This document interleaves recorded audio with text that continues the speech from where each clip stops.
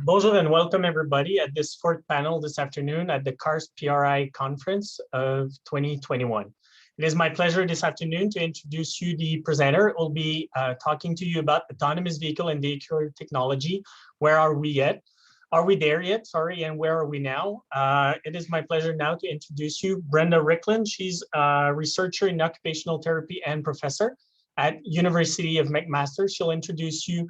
She'll talk to you about for the next 15 minutes, and then we'll continue on introducing you all the presenter today, and then we'll follow up with a Q&A question. You can take the time to use the Q&A chat box, and I'll summarize those questions for our four panelists this afternoon.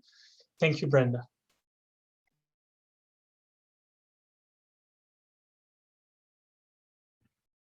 So good afternoon, everyone, and merci, Martin. And I need to put mine into screen mode. There we go.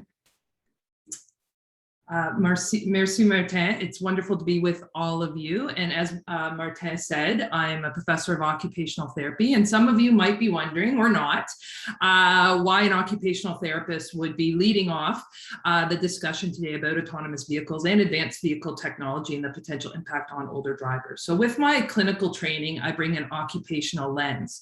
But when I'm talking about occupation, I'm talking about all the things that occupy our time, including driving. So these important occupations that bring meaning and purpose to life and connect us with our communities and with others. And in fact, there's evidence to support, and not surprisingly, when we're able to do the things that are important to us, we feel better about our health.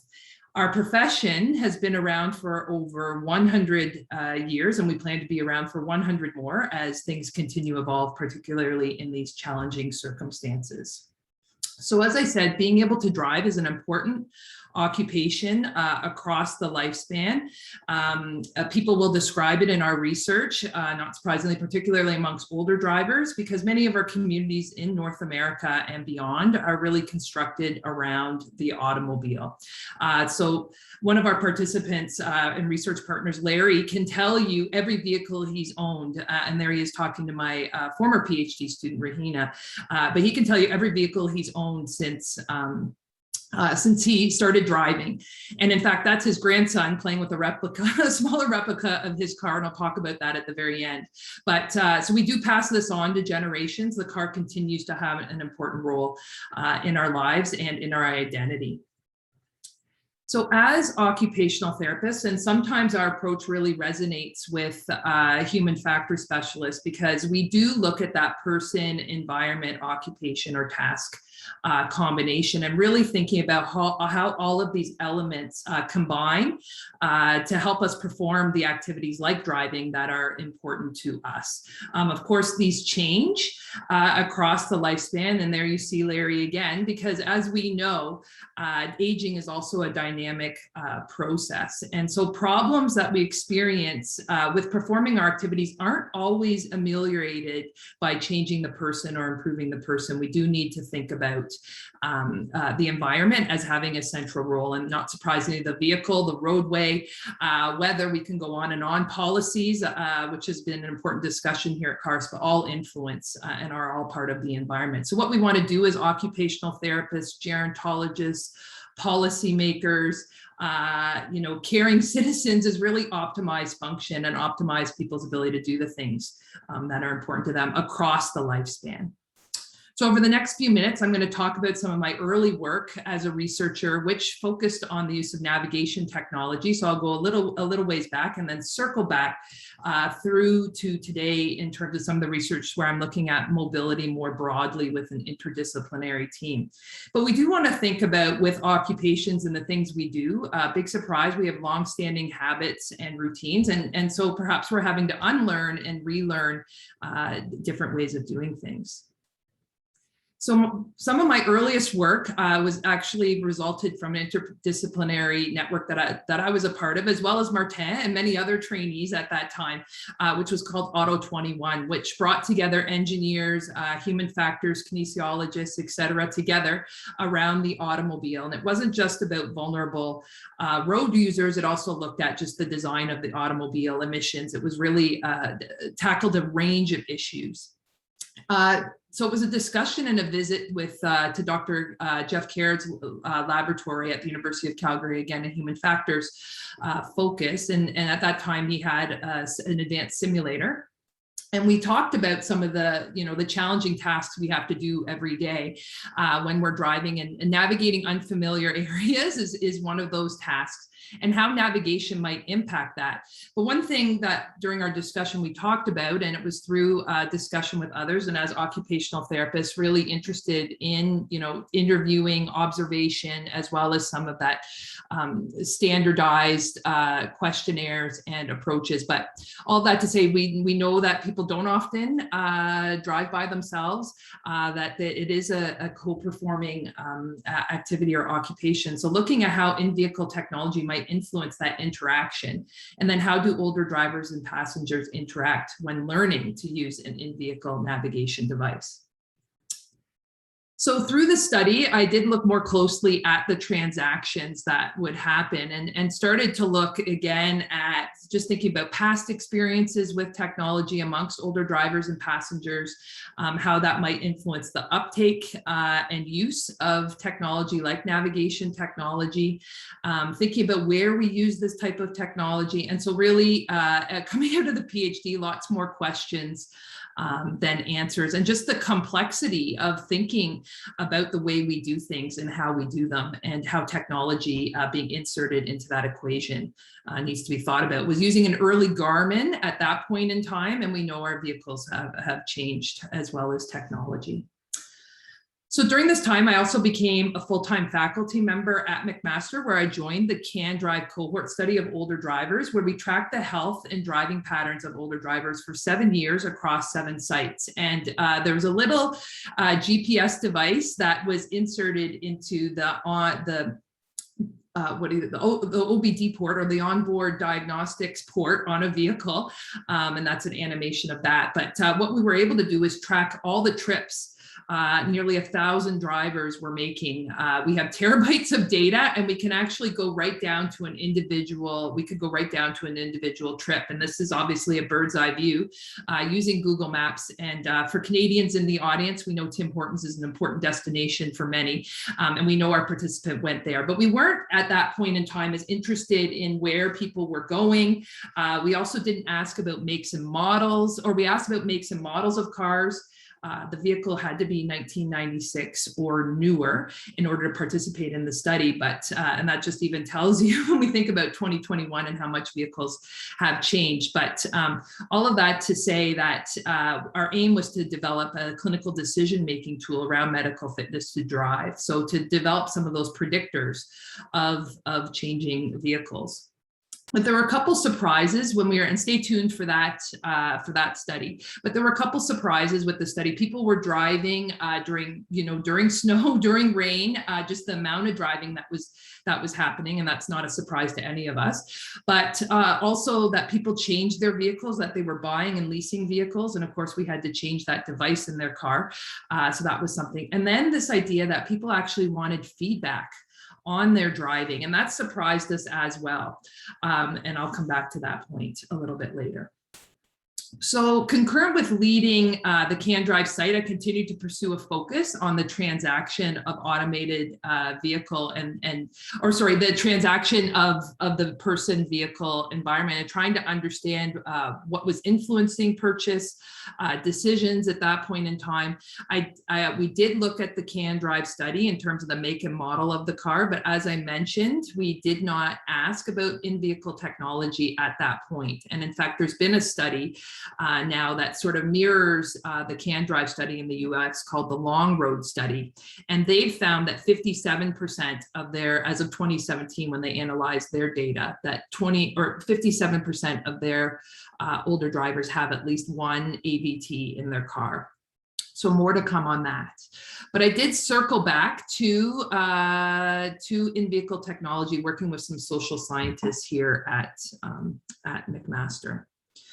So in that study, we were interested in the perspectives of older adults who owned vehicles with AVTs and their motivations for using these features, and participants who owned and sought out cars with these types of features. So what was interesting is that it was clear that age-related changes weren't the reason why older adults sought out cars with advanced vehicle technology. Even though they were seen to address visual, motor, and cognitive challenges, they saw all drivers as having those issues and not just themselves. But we did notice when people were experiencing some of those changes that they did find AVTs particularly valuable. So in 2017, I was also excited, as was Martin. Perhaps he wasn't as excited as I was, but we were part of a larger discussion at the Toronto Rehabilitation Institute, or TRI, which was an invited day-long discussion at that point. Pre-pandemic, it was in person, but had the pleasure of speaking and with Dr. Peter Hancock, Ian Noy, amongst others, to talk about the potential impact. And under Dr. Hancock's leadership, a paper was produced and published recently in the Human Factors Journal. But we did have this, we did adapt this paired, or this framework, and it is republished in that article. But what's interesting about it is when we look at sort of vehicle automation at the top and move along, what happens to the role of the driver along that way? And I think, you know, in my research and the research that I'd done to that point was really about this notion of extension, assistance, and enhancement. But you can see that that the driver is still in control. So my research really has focused on sort of, I'm going to call it the pre-automation approach. But we know that transition, right, with the shift where the car sort of takes over, being particularly of interest of late. So together with my PhD student and a postdoctoral fellow at that time, both of them, we looked at one of the first AVT to be mandated in a vehicle, and that's that rear view camera system. And we were really interested in sort of that process of adoption of in-vehicle technology. And as I said, you know, we have habits and routines in terms of how we perform maneuvers in a car. And so to insert technology into that, how is that uptake happen? And so it was really interesting to learn from our participants about how they were sort of experimenting with the technology. Some people did get a little bit of input from when they purchased the car, but this idea of uptake. Most of my research, all of my research has not been done in a simulator, and it's been done in context. So this study also includes a paired study with observation of older drivers performing the maneuvers, and what they say they do versus what they actually do is always of interest, particularly in occupational therapy as well. So working with Martin colleagues again at TRI, the Toronto Rehabilitation Institute, we did scope the literature recently, and it's so important to look at what's happening, what are the trends in terms of what's happening going forward. And we're interested in looking across the age span, really trying to figure out what's happening and getting a sense of some of the gaps and opportunities in the research. And one thing we notice in terms of a trend is the increase in studying combinations of AVTs as opposed to these sort of solo one-off AVT studies where they're just looking at one AVT at a time. And of course, being able to do some of that naturalistic study as well as in a simulator is interesting, but things were a bit spread out. So we know that younger drivers and older drivers remain vulnerable road users for different reasons. And we did preliminarily look at, how are things sort of shaping out in terms of the literature that we scoped. And we did find in terms of studies, lots more about younger drivers than older drivers, but the green means things are, lending itself to improving performance. And so, of course, there's opportunity here, particularly around understanding older drivers. A lot of times the sample wasn't clearly outlined, right, in terms of mixed ages, not necessarily sampling older drivers. And so thinking about that going forward in terms of the research that we're doing.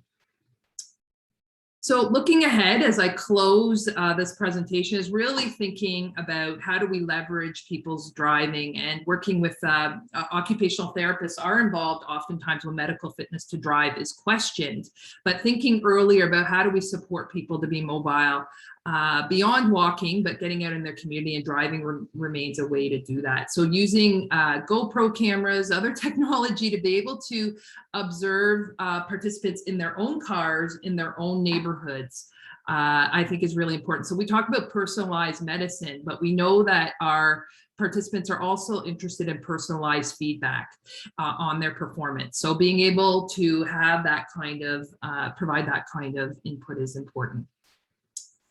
For those of you who may have missed the New York Times article, and it was picked up, the study by the BBC as well, but you know, in-vehicle technology for older drivers was offered actually as an intervention.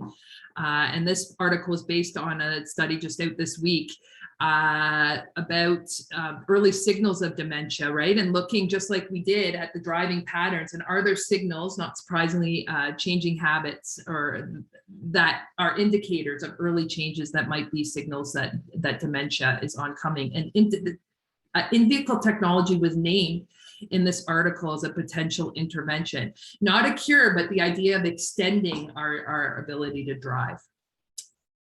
So we really need to look at mobility more broadly, and that's the plan here as well, is to monitor mobility. So going back to a cohort study, except not just looking at driving, but looking at the marriage between different vehicles. Now, this was meant to launch September last year. Our aim is to launch this year, but we did run into problems and had to pivot our study.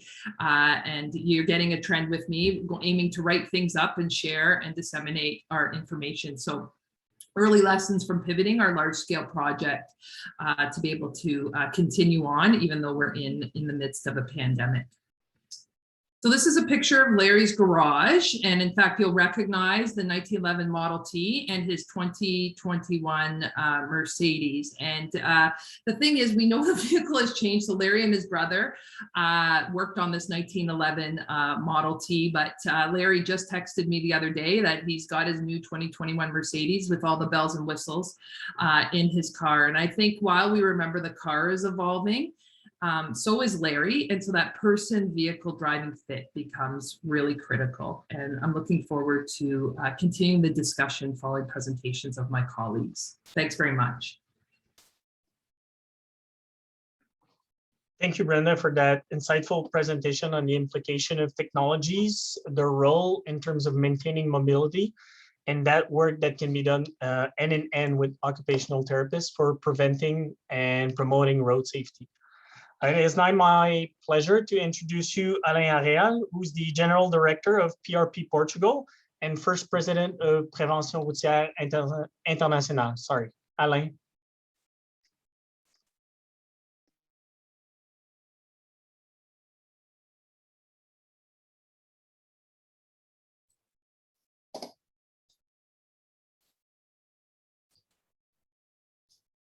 Thank you very much, Martin.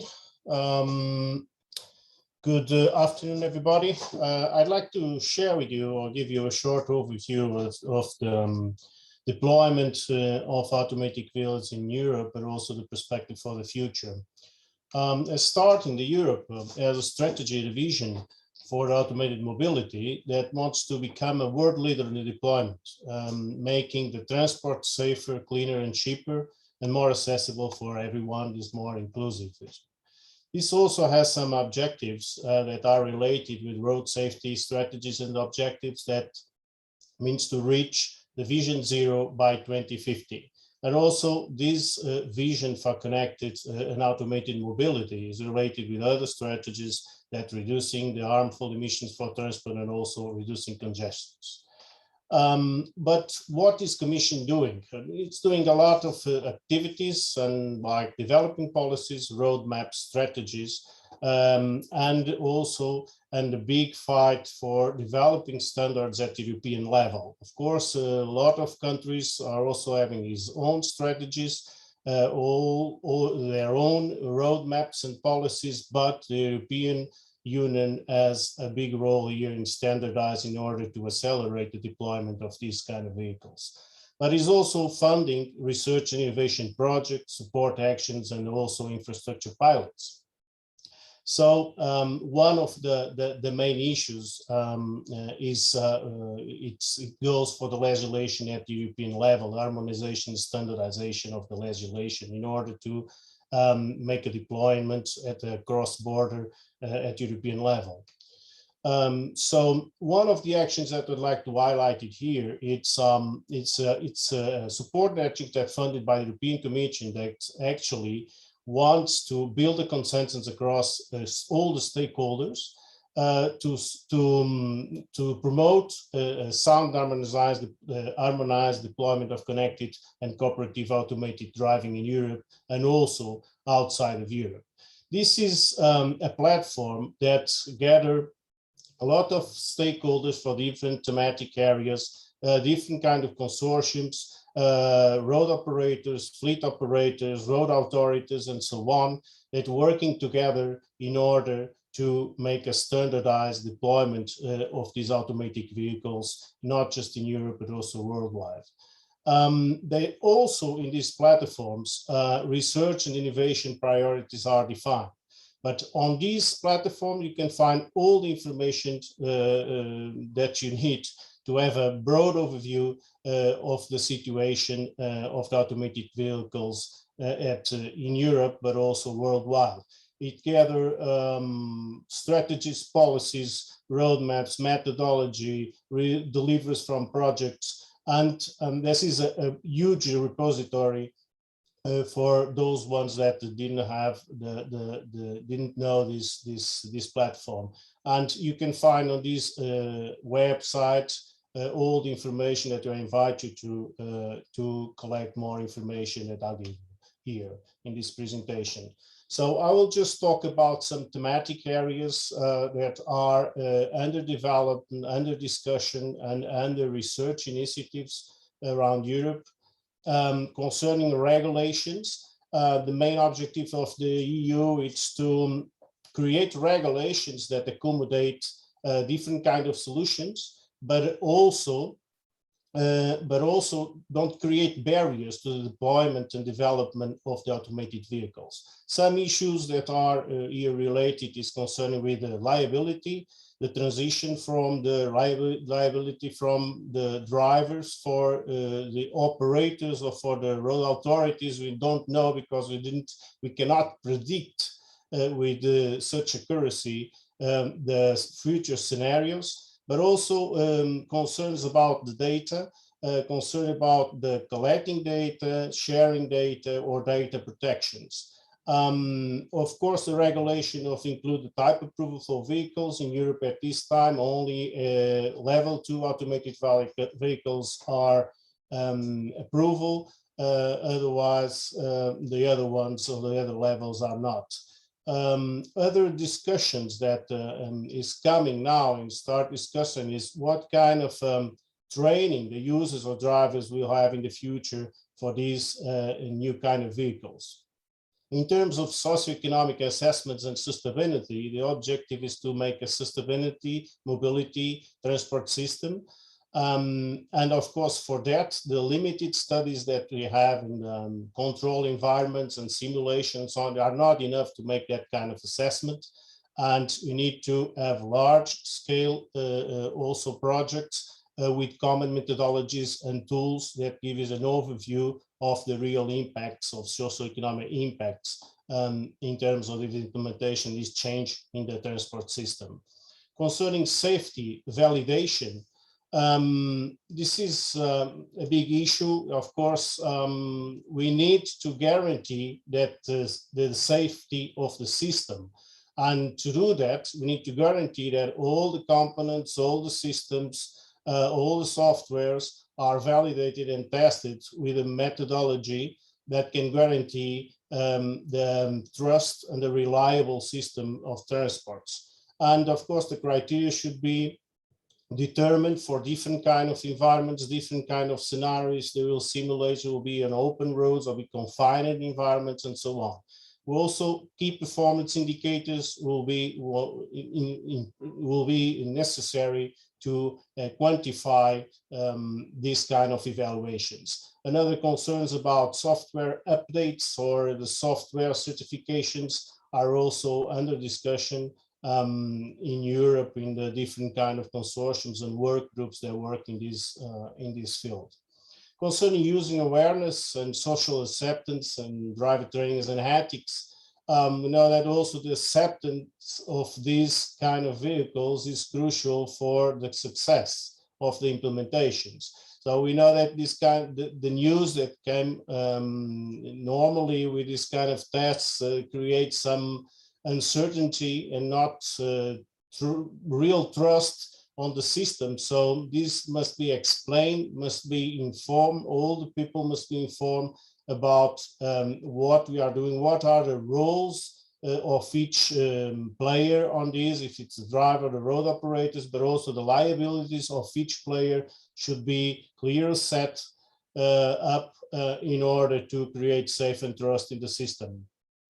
Also, some issues consider the access to data and data protection and cybersecurity also raise up on these groups of discussion.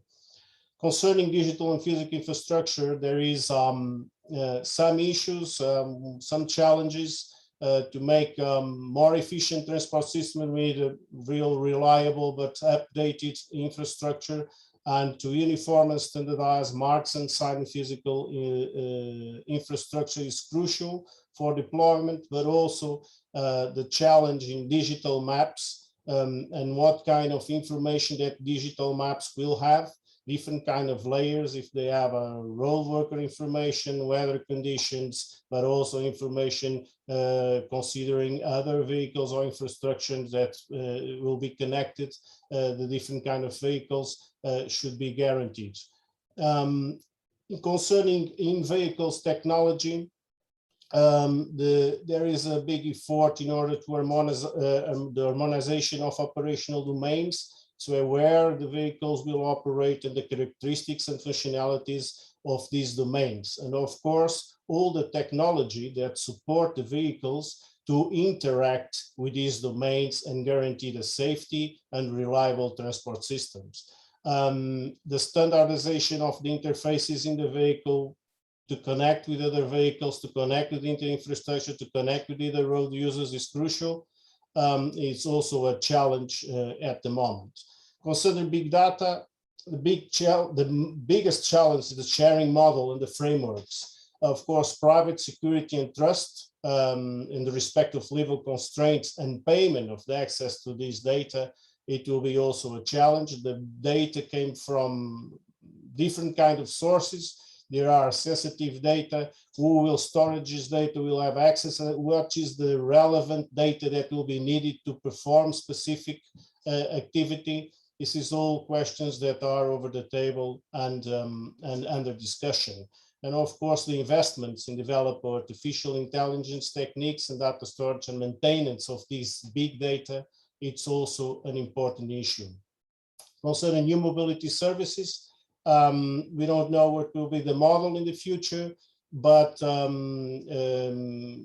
ride sharing or mobility as a services will be probably new trends, and we don't know if there will be the competition with the public transport in the city centers, or it will be complement of public transports outside city centers, or it will be mixed. It's also something it's not defined for the future, but one thing is crucial: the cooperation with local authorities, since they are the ones that operate the public transportation mainly on the city centers. Also, the large-scale experimentations and access the impacts on the long term. It's crucial also to see if these new business models are economically viable. Concerning human factors, there is important to investigate also the adaptation of behavior to these new kind of vehicles. The adaptation, the loss of driving skills also, it's something that is important.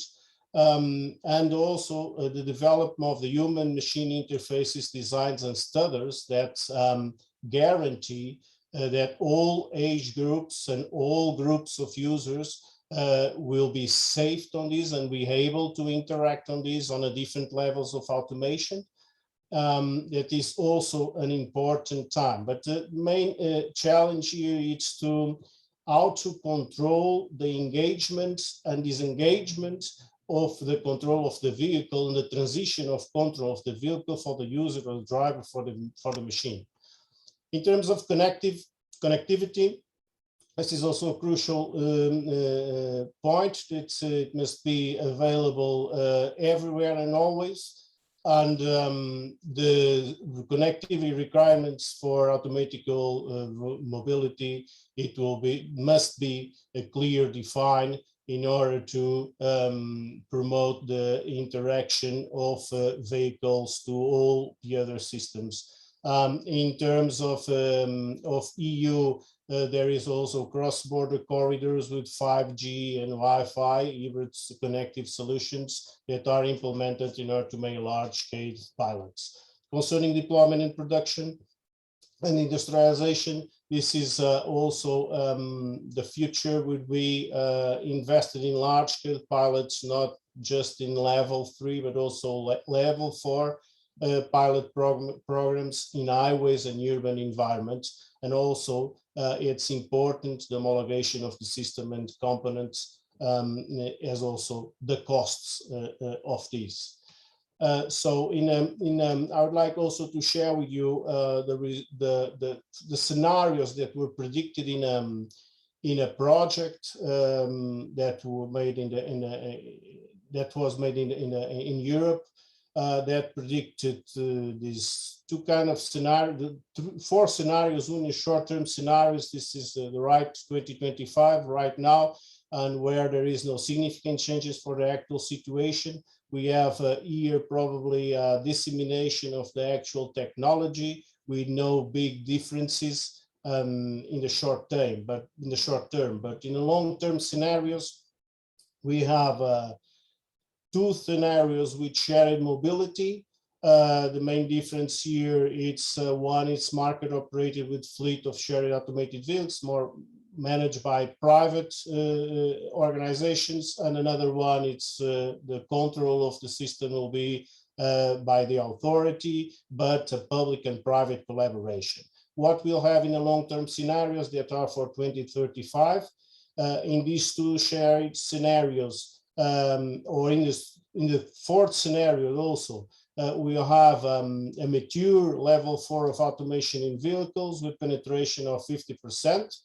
But the review of these scenarios for scenario 4, that is predicting the proliferation of private automated vehicles, they are not so optimistic. It's not just related with the complexity of this proliferation in different kind of scenarios, but also the costs of the implementation of these. So the most optimistic scenario will be scenario 3, where probably have a backbone of public transport with the control of the authority, complemented by a fleet of shared automated vehicles, and also offer of first and last mile services.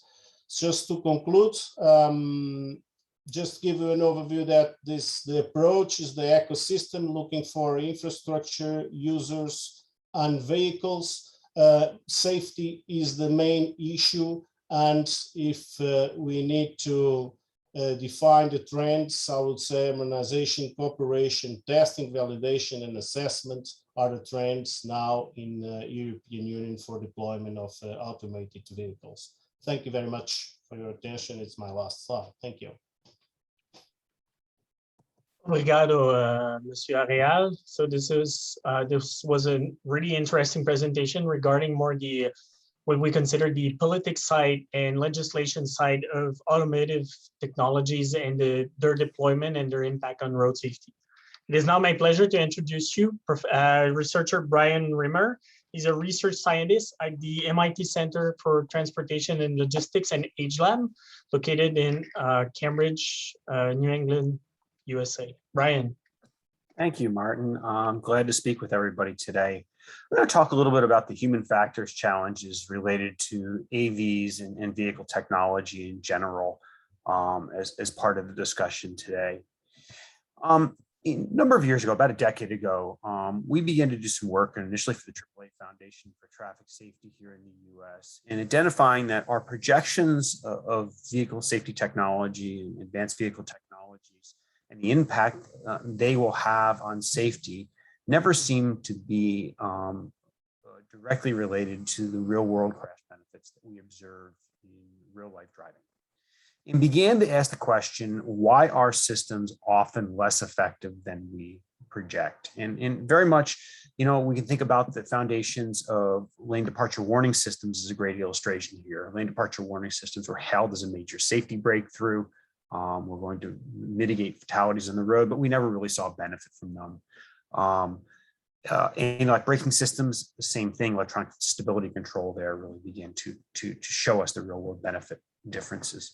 So why are systems often less effective? And when we begin to think about advanced driver assistance systems and other automated driving systems, we begin to realize very quickly that these systems are designed and developed based upon a set of predicated conditional operating characteristics. These are engineers building systems with engineering constraints, and those engineering constraints are often highly unrelated to the real world use of these technologies. In some situations, drivers don't have the understanding and skills necessarily to successfully leverage the technologies. The fact that we are no longer shifting cars per se, adding automation there to control our gear shifting, frees up the hands and the mind to easier time talking, texting, etc. Many systems require driver management oversight. We'll talk about that a little more in a moment. The technologists building the systems often assume that the system's going to behave as it was supposed to, and the human's going to behave as it's supposed to. Fortunately, many of the weather and geographic constraints that we have to address in the design and development side throw curveballs into the design and development process and are very difficult engineering problems. Finally, especially in the US here, infrastructure is far less than ideal. Automated systems and active safety systems really aren't designed for encompassing, roads that are bleached white by road salt in the middle of the winter, or potholes and lane markings that are not properly marked at the current time because we just don't have the resources to paint the lanes. So this isn't saying that past research into advanced driver assistance systems and automated driving systems is wrong. It's just limited in scope and context when it comes to understanding how actual customers are interacting with technology in the real world. And I think that's the real key. We can develop simulations, we can develop experimental work as we want to, but the ultimate question is, are the systems that we are developing having the impact that we're looking for? Just about 6 years ago, actually the anniversary is September 1st, I launched with some support from others, the Advanced Vehicle Technology Consortium at MIT. This is an industry academic partnership now supported by 20 different organizations, major vehicle manufacturers, suppliers, big technology, insurance, and some key technology players, to focus on collecting and analyzing data that helps us objectively characterize some of the behavioral and safety benefits of some of the leading advanced driver assistance systems and other higher level forms of automation under real use conditions. Now, how do we develop an understanding of how drivers are using or not using various systems and how they may be behaving with these systems so that we can begin to tailor our designs faster? As part of the AVT consortium, we're not necessarily interested in all vehicles out there. While there's a lot we can learn from the masses, the reality is that we can only really look at shaping the design and development of these systems very quickly after release. So we're very focused on some of the core technologies that are being released to market that really are considered the leading technologies, the most advantageous technologies that can be evangelized by other manufacturers, developers, suppliers to inform and develop systems more effectively faster. So while there's a lot of interest in understanding the broad application to consumer market, we're really focused on how do we make better design decisions earlier so that we can deploy systems, really designed and tuned through automation, through software and hardware systems faster. So just to take a little snippet into the data, we can look into, in this situation here, a Tesla Autopilot user entering construction zone where attention off the road here reaches the 20+ second range. What is an acceptable off-road glance when automation is now partially, driver assistance here, controlling the vehicle? Sorry, this is a max glance of 13 seconds. Another clip in another vehicle, we look at Volvo as a safety supplier per se, but here an individual with hands on the wheel with pilot assist, and left hand on the wheel, right hand on the phone, seeing multiple extremely long glances. The first one being about 13 seconds, the second one being around 12 seconds in sequence away from the road. So as we use automation to support the driver more and more, many of us are beginning to use that automation to our advantage. Okay, why are we automating? We're automated to make driving more convenient, more comfortable, and hopefully safer. And humans, by their very nature, are going to use the technology to their advantage where they can to extract value for them. And in many instances, the value the consumer is looking for is freedom to do other things as opposed to necessarily, achieving the most safe outcomes of attentive driving. So while the videos illustrate this fundamentally graphically, we can begin to look at some of these behaviors very much quantitatively.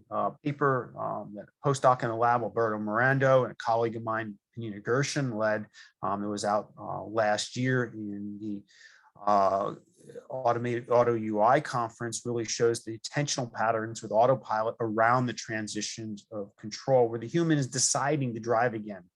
Really a shift of attention back up to the road and a shift of attention away from the down the center stack. There's some modeling of this work that should be public in the very near future that will begin to show some of the real density distribution changes of how we look at the road with autopilot. And that's a paper that should be out very soon in the next couple of weeks. Just accepted the other day. One of the other really interesting aspects here is how drivers with autopilot in particular, again, a very liberal automation strategy, we see that about 34% of the time approaching a transition point, there's no hands on the steering wheel. Very much treating the automation system here as a hands-free driving feature, is a common behavioral outcome with autopilot. Autopilot being designed as a hands-on system. There are torque-based driver management systems in play here, but drivers are by and large about a third of the time, driving without a hand on the wheel. Now, again, other systems really being designed for hands-free driving, very vastly different design philosophies. So we asked the fundamental question, can a driver maintain sustained attention monitoring automation, in the classic role, choosing to be the monitor of the automation or making control decisions? The answer we have is really by and large, humans are terrible overseers of highly automated systems. Whether we're looking in nuclear power or in aviation or in driving, we know that's the case. Very much an area that I have been actively talking about for some time, and many others are firmly behind as well, is really the context of collaborative driving, where we can use driver management features. This is driver monitoring systems, usually camera-based monitoring systems being a key facet, equipped with driver support systems, helping to manage the driver, providing the automation with an estimation of how alert the driver is. The automation can tailor the driving characteristics based upon the attentiveness of the driver, and using sensing and alerting cues to inform the driver. So very much really trying to push the context of collaborative driving, where much like in the aviation arena, where pilots are collaborating and supervising the automation, it's not perfect, but really trying to leverage some of the benefits of both systems, leveraging the facets of an attentive driver to oversee and manage the automation with some of the benefits of the moment-to-moment control that automation can bring, in the relief of workload that we hear is a real benefit of many of the level 2 assisted driving features out there today. And I think when we think about the context of collaborative driving today on the road, there is really only one manufacturer that's really, in my mind, hit a really good home run here, and that is GM with the Super Cruise product. We see a number of fast followers coming to the market very quickly, and GM's use of the driver management feature and the camera-based driver monitor with a really intriguing set of sensing and learning characteristics is perhaps a much more realistic way to be deploying automation. It is very much the hands-free operation that GM is viewed as a carrot to incentivize drivers to be more attentive and be accepting of the driver management feature. So while in Europe, a lot of times there's a lot of technical debate about the safety of hands-free versus hands-on driving, GM is really a step above that. It is very unappreciated globally in the technical communities, the engineers like to engineer technology, that what GM discovered is very much a more systems-oriented viewpoint of how to keep the driver engaged and attentive. And, in essence, giving the driver their hands was the carrot to really get them to pay more attention to the road and being accepting of being a more monitored driver. We talked about this extensively in a paper that was out earlier this year, and in the focus of this paper really being the transitions between automation levels in the Cadillac CT6, where we really discovered that there are much more frequent transitions being initiated by the driver than have classically been looked at in the literature. Much of the simulation work is focused on imminent system-initiated transitions where the automation is telling the driver to drive now. But in the real world, we see that the vast majority of the time, drivers that are collaborating with the automation reasonably seem to be proactive and taking a much more proactive role in their management of the automation system. The rarity of system-initiated transitions really points to a huge gap in the literature that has been developed to date and the need to look more at the driver's role in collaboration. This paper also looked at mapping very uniquely Micron's model of driving to some of these transitions, and it's something that is openly available on the accident analysis prevention site for those of you who are interested. So when we look to automation, I think it's really important that we get out of this mindset that we're going to develop a level 5 autonomous vehicle. The context of a level 5 or an SAE of level 5 vehicle is a car that's going to take me anytime, anywhere I want to go. As many folks up in Canada fully appreciate, snowy roads in the winter are not something the automation is going to conquer anytime quickly. So what we're really talking about, if the best case, is developing level 4 geo-fenced, in some way, highly automated systems.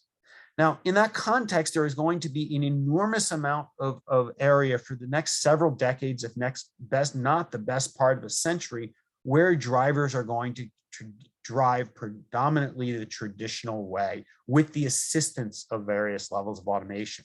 We see huge successes in electronic stability control, automatic emergency braking, where automation is enabling vehicle systems to improve safety. We also see at the same time that driver attention and related awareness may be at historic lows. The whole driver distraction problem isn't being talked about enough these days, but drivers are incredibly disengaged from the driving task. And the pandemic that we're suffering through and the amount of screen time that we all have may be a contributing factor here. The more we stare at screens, the less we're situationally aware of what's going on around us. So when we think about increasing automation, we need to be very careful to be coupling this to enhance comfort and safety, but we're really going to have to redefine the role of the driver. The driver is going to need to become increasingly a monitor, a collaborator, and ready to take over in different situations. I'm a firm advocate for level 2 systems that can be developed to increase comfort, mobility, and safety. Level 2 plus. Level 3, on the other hand, is going to be a problematic territory of the readiness to take over is very difficult to ensure. So as we really move forward, it's very much about monitoring, managing, and motivating drivers as an integrated component of the automation system. Not building the technology for technology's sake, but building the technology to encompass the human into the decision logic. And as I mentioned earlier, I believe strongly that GM has the most proactive system to date on the market, with a couple, fast followers likely coming soon in the not so distant future. When we think about the driver's role, I think also in the last presentation highlighted a facet that I've been concerned about for several years now, is that as we automate more, drivers are driving less and experiencing how to drive less. And then if we look as the divergence of vehicles miles traveled from vehicles miles driven, we are not gaining the skills needed to drive anymore. And we're really creating a new generation of novice drivers that don't have the skills to respond to situations that are imminent, and the need for driver engagement in training is going to be a continued area that needs focus. So as we think forward, the future very well may be autonomous. And over the course of a century, I am very, very positive on the influence of automation on how we drive, but it may very well, the level 4 areas may very well fail completely before coming back to life. And I hope they don't, but it is a possibility. Significant changes here will take decades and really increase industry initiative. The context of changing how we live and move in 10 to 15 years with automation as transformational as the smartphone is just really not likely to be the case. So a higher level of automated vehicles will emerge, but they are going to emerge much slower than many of the forecasts out there.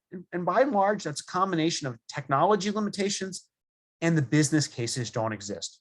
Highly automated mobility is going to be expensive and a price point well above taxi cabs and Uber drivers for some time. And until that business case evolves for lower cost seamless mobility, it's going to be hard to increase the penetration.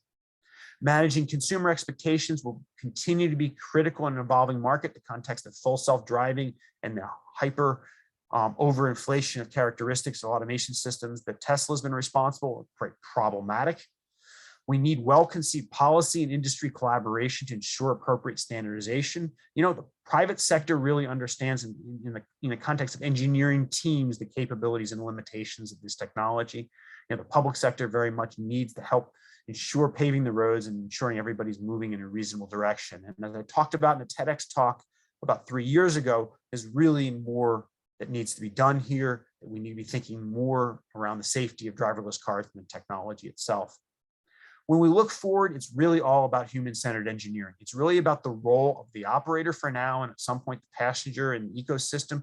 This is going to require new human factors, initiatives, new HMIs, and enhanced system integration to really build and maintain user trust over the long haul. Trust being the coveted commodity to successful deployment. So for the foreseeable future, I think we need to tone down perhaps the focus on level 4 and highly automated mobility, tone up the abilities of collaborative driving deployments to get a lot of the benefits we're looking for in the short term, perhaps a savior to the traditional automotive industry for a while, as we continue to evolve forward, both in the technology and the business case over several decades, towards what eventually will become, in the very distant horizon, a highly automated, hopefully much safer mobility system. And with that, I'll the podium back to Mark. Thank you, Brian, for all these insight on how people don't actually use technologies as we might perceive them, or how they should use them in real life, and the future perspectives of the widespread use and widespread safe use of all these technology. It is now up to Michael Kennedy, Vice President at Marketing Strategy and Foundation at Groupe Desjardins, to introduce us about the insurance perspectives of these technologies in regards of road safety. Michael. Merci, Martin. C'est un plaisir d'être parmi vous aujourd'hui. Thank you, Martin. Really happy to be here. Looking forward to sharing a few perspectives from Desjardins Group on autonomous vehicles, and particularly in our capacity as a property and casualty insurer. So just to introduce Desjardins, for those of you that don't know us, we're a pan-Canadian organization with multiple financial service offerings, including auto insurance. We exist as a cooperative for the benefit of our members, clients, and the communities in which we operate. We've got 50,000 plus employees. And in addition to property and casualty insurance, we offer banking, wealth management, life and health insurance, etc. We were first established in 1900, so 121 years ago. I'll start with a summary. At the highest level, insurers, Desjardins among them, welcome this technology. We witness the human and financial cost of automobile crashes on a daily basis, and their reduction is clearly a good outcome for all stakeholders, in addition to some of the other elements around accessibility that Alain mentioned earlier in his presentation, the safety outcomes are very interesting to us. There are already indications that these technologies will reduce the frequency of crashes and the human costs associated with that. But in the near term, all the sensors and components that enable this technology are driving repair costs up. We believe that all stakeholders have a role to play in making sure these technologies, are a reality as soon as possible. And pardon me, I've changed my presentation. And so we all have a role to play in that respect. So I'll pass to the next slide. You know, and I don't think this is new news to this audience, but vehicle crashes are primarily driven by human error. And as you dig into the specific case studies, these are contraventions from pretty simple rules. So, you know, look at your surroundings instead of looking at your mobile phone. Don't speed, don't fall asleep at the wheel. So the hope is that even if imperfect, this technology can ameliorate the status quo. And as I mentioned, you know, the potential for this technology is very welcome. And I'd hazard to say this is true for insurers in general, but I can state for sure it's true for Desjardins, because as I mentioned, we're a cooperative organization.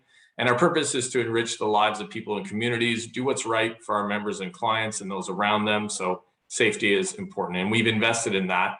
As you can see on the slide, there's a lot of lives lost due to vehicle crashes. And in addition to that, there's of course the financial impact.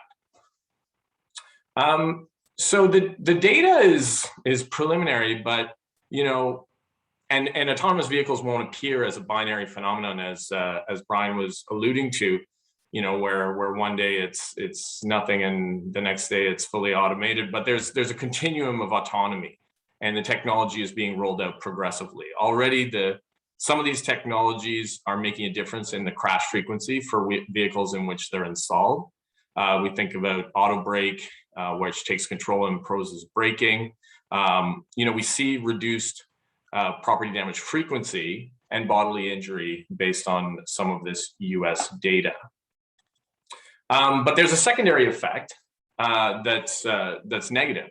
This technology costs money. Vehicle assemblies now contain many sensors, and these drive costs not only when the vehicle is purchased, but when the vehicle needs to be repaired. And we're not talking about small increases. You see the example on the slide of a Toyota Camry front bumper. So the part count has more than doubled due to sensors and different components, and the repair cost has done nearly the same. So this is an unfortunate effect, but it's important to remember that this is a secondary effect, because even in current state, we're you know, starting to show indications of reductions in frequency, which means we're reducing injuries and deaths. And so that's a positive outcome.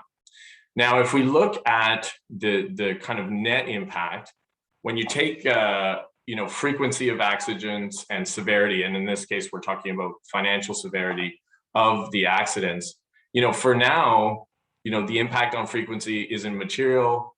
The impact on severity is there in a reality today. So the total financial losses are actually rising in the near term. In the medium term, there'll come a time where the frequency impact is high enough that it offsets the increase in severity, and we come to this kind of break-even point. And then in the long term, the anticipation is both frequency and severity will reduce, and the total financial losses will reduce. So, you know, this is again property damage. So, you know, again, secondary versus the fatalities and injuries caused by crashes, which should follow you know, a path downward that's a little bit more straightforward. So again, welcome phenomenon for society. I think all stakeholders have a role to play. The role of vehicle manufacturers is clear, you know, to invest in and introduce features that reduce these crashes progressively. In terms of our perspective for insurers, regulators, and legislators, the challenge is to make the transition as frictionless as possible and allow for penetration of these life-saving technologies based on their availability. So essentially, what does that mean specifically? I think because there'll be crashes involving these vehicles, when they happen, we need to compensate those involved in a simple, rapid, and people-centric way. One way of doing that is by having a single insurance policy that covers both driver negligence and the failure of any automation technology. And the second element is data sharing agreements. So ensuring that, you know, the data is available from the vehicle manufacturers so that insurers can easily review what happened prior to the crash and understand causes and assign liability. So those are really the two imperatives from our perspective for insurers, legislators, and regulators. So to conclude, just to repeat, a welcome change, you know, regardless of the pace of introduction, which is highly uncertain. You know, it's a welcome change on the financial front, but far more importantly on the human front. We're beginning we're beginning to observe the beginnings of an impact, collision frequency, but again, we have to recognize that there's going to be a nearer term negative impact on the cost of collisions, and all stakeholders have a role to play to materialize these benefits, and those are specifically the simplified single insurance policies and data sharing agreements. So I hope that was useful. I really appreciate your time and attention today, and I'll pass the mic back to Martin, and looking forward to a productive discussion. Thank you so much, Michael, for this perspectives on insurers' point of view and how it is also as much complex as all the presentations that were done before. Just as a key point for everyone attending, there's more than 90 people with us right now.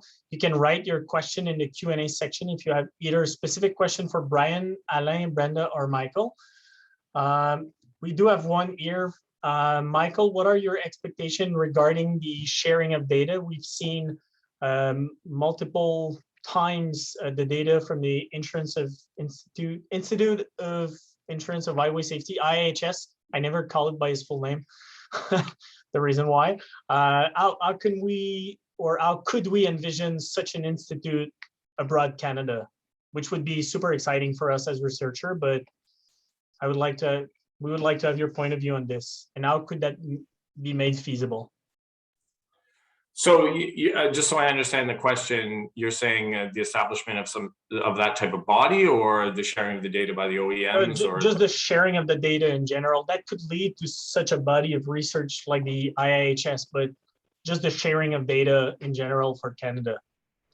Well, we think it's important. I mean, the outcome that we're looking for is to have simplicity and to have rapidity in terms of compensating people fairly, to avoid kind of drawn out debates, discussions, and other things. You know, my expectation is that there will be, you know, agreements on sharing the data. My hope is that's the case. You know, what will happen and in what format will that manifest itself? Tough to say at this point. Thank you. And the next question is, how can we expect manufacturers to easily share their data? And maybe I would point that question towards Brian for a US perspective, or Alain for a European perspectives. I can start. I think it's very hard, at least in the legal framework that we exist today, for manufacturers to share data openly. I know there's, you know, increasing insurance partnerships where you look at GM and OnStar Insurance, where, you know, the manufacturers are beginning to leverage the data themselves for insurance products.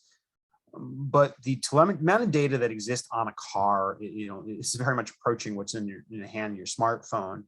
But, you know, bringing that data down from the cloud or out of the vehicle into a usable format is very difficult. Two, you know, incredible privacy considerations, cybersecurity considerations. But three, making that into practical insight, you know, that has value application. You know, it's really difficult when it gets to the questions of regulation. You know, the manufacturers don't want this information to be used against them.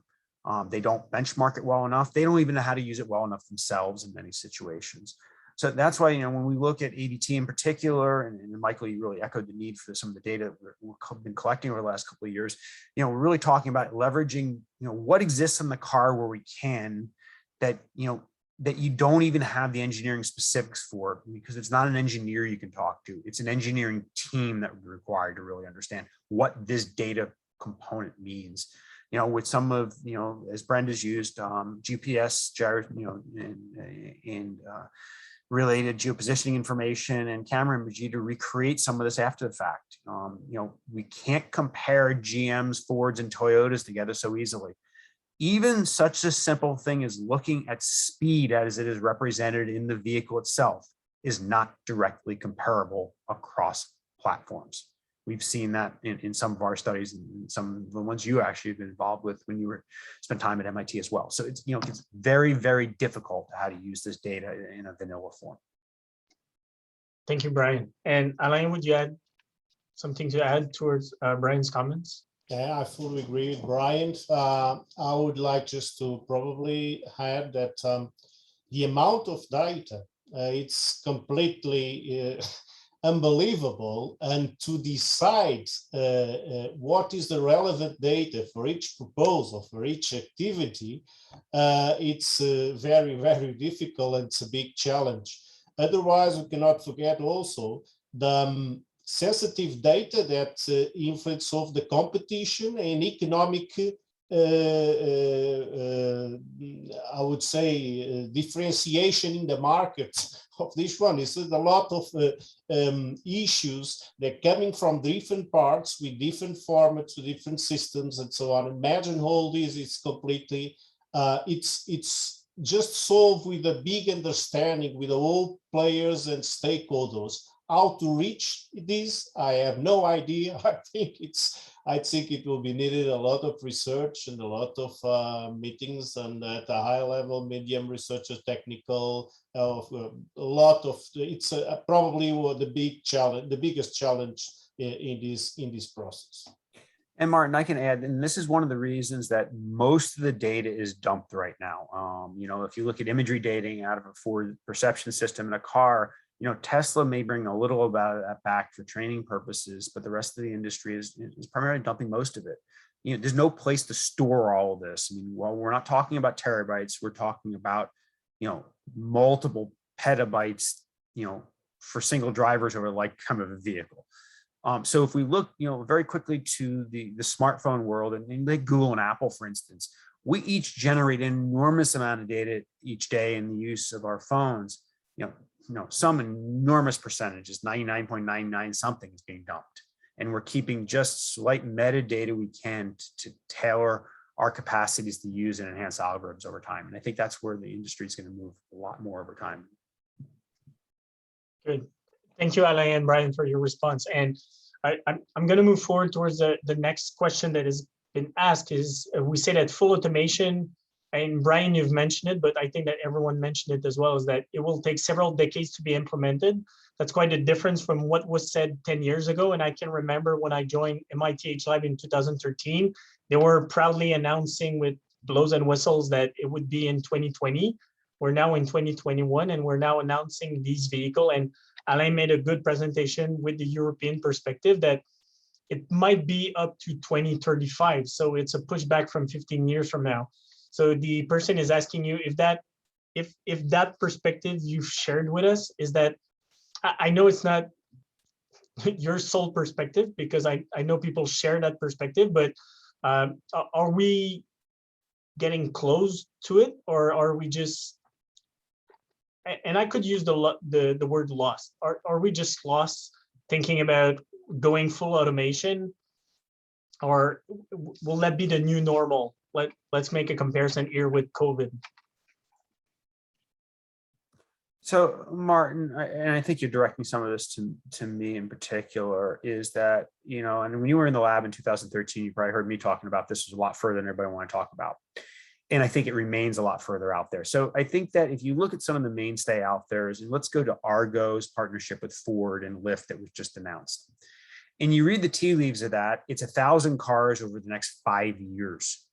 Waymo, not so long ago, placed orders for round numbers, 100,000 cars between Chryslers and Jaguars, and they're inching forward. Now, part of that is the first 99% of this problem is the easy part. The last 1% is the really hard part. That's the technical side of it. But the bigger question is the business model. Highly complex, highly automated systems are nowhere near as cost reducing as everybody would like to believe. Whether that's the engineering cost, the repair costs, the less frequent but more traumatic fender benders, or that's the manpower requirements to run the system, clean the cars, maintain the cars, test the sensors, all this costs a fortune. Which means that the business model of high automation, if you really start to take pen to paper, really doesn't work. Now, obviously, GM, Waymo, and Argo and Ford have all done their homework here, but you have a number of corporate executives charged with trying to inflate stock prices on the promise of a new mobility market, as opposed to being realistic in what the pen and paper can derive to a business model. And the reason that I don't see this going anywhere quickly is that the business model is not going to make any more sense 5 years from now than it makes today. I pray for the pursuit of technology development over a century that this does not go to zero before it creates and recapitulates itself. There is an absolute reason that much of the leadership at Waymo have said, hey, enough's enough, let's move away. There's also another reason why all of the major players in automation are going public through SPACs right now. They're all moving the risk to the public market, and they're doing it through transition mechanisms where the bankers are making a fortune, and the true prove out and understanding of the technology model is, well, it's something we won't worry about. Everybody's making movements in the process. The reason they all have to go is as soon as one of them fails, the pathway to a longer runway that is fueled by the public markets is more problematic for everybody. So, the back of the mind of the developers, this has got a very long runway on it. There's going to be a few leaders who make it, but this is not 20, 30 years. This is 50 to 100 years before automation changes how we live and move in a highly automated context. So how do we embrace collaborative level 2 systems that can offer a lot of the promised benefits, more convenient, more comfortable, safer mobility, and do that fast? Thank you, Brian. And I would use that point as, since we're pushing forward that date where we're going to see all those autonomous vehicles, maybe towards more Brenda, as this shifts in autonomy, as you've said, that the automation and these technologies are not a cure for people in the car, because it won't prevent them from crashing, but it might enable them to drive a little longer, stay at home a little longer, and stay healthy, like in parallel with all that, preventing hospitalization and so on. So how can we see this perspectives in maintaining autonomy, safety, and, as Brian mentioned earlier, the driven distance instead of being driven like they would do if they would sit in a cab or in a bus? Yeah, and I think we have to look at what's happening around us too in terms of technology, right? And that was some of what I saw in the navigation. Now, we had people in my study who retired without computers in the workplace. That's changed now, right? We have a generation that's moving through. Of course, our baby boomers are now into their 70s and quite advanced, perhaps.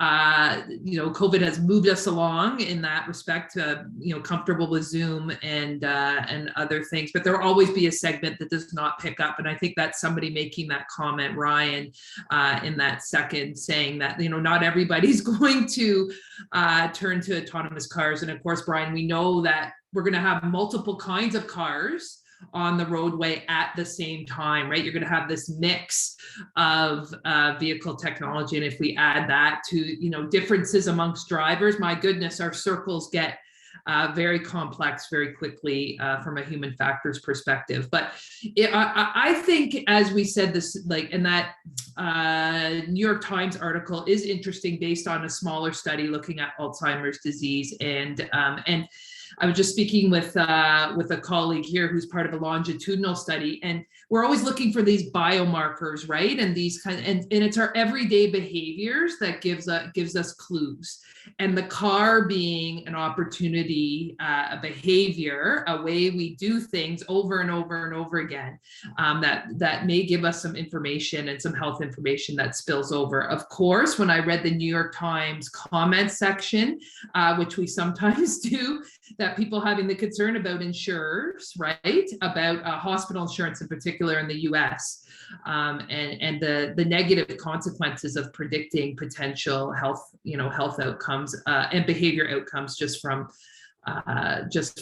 behaviors that we do every day. So we have to be very careful. There are negative consequences. So I've just gone in a big giant circle, but I think we're in really interesting times. I think the older driver of today is quite advanced, quite open based on the research that we're doing. We must include them in research. I think it's really important. I think they can be considered an extreme user, so to speak, right? So they've seen the car in all of its entities, even since seatbelts were inputted, and they're going to be able to give us some really unique insights. And I thought that was interesting, Brian, what you said about we're all going to be novice drivers. And how is that pitched at vehicle dealerships? How is that pitched, as Amrit is saying, by insurers as well? And what's that messaging? So I'll close with that comment. I know we're at time too, Mark. Yeah, we're pretty much on time now. Thank you, Brenda, for your response. Thanks to the four of you. It's a virtual round of applause from everyone in the attendance. I want to thank you once again to all our four panelists to bringing us a little closer from a full understanding of what are the challenges and opportunities we feel and we have with automation and automotive technologies, and what is the future ahead of us. For those of you, for the answers that didn't have the chance to be answered, you can contact authors and panelists directly, either we have their mail on the website of the conference, and you can also chat with them directly on the FeedLoop website. Once again, thank you so much, everyone. Have a good afternoon and a good end of the conference. There's remaining lecture this afternoon for closing up our conference this year held virtually. Thank you. Thank you. Bye-bye.